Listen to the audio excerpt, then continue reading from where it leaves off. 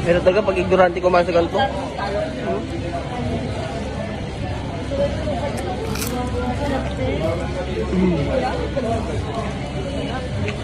Lasang crabs.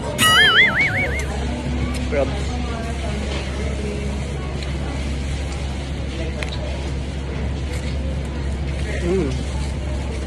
Food vlogger na to. Ano to?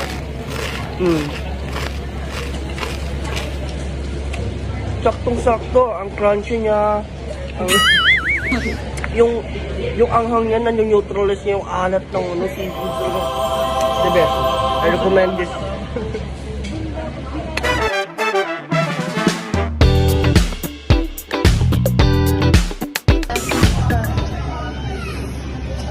Ano? Akala ko muting tayo dito. Saan yung pinaubos to? Ito naman. Ang hirap talaga pagka mabagal kumain sa iyo, paiwan ka lang. Ako pa mag-uurong na ito.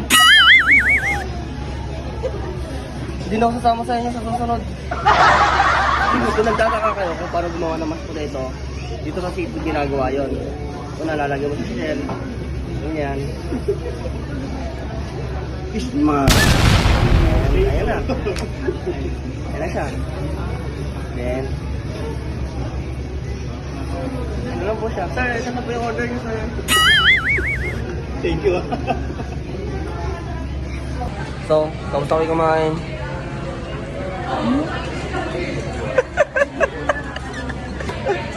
Kamusta kayo kumain? Bilaw na kami. Tapos, yun na. Citizen na. Ma'am sir, baka pwede rin po kumain ng feedback sa inyo sir, regarding sa food and service po. Sa likod po. Sure. Nalungkot ako bigla. Nalungkot ako nalungkot. Hello. 7 chips. May wala ka Hardest part. Tapos sa exciting part. Ito na.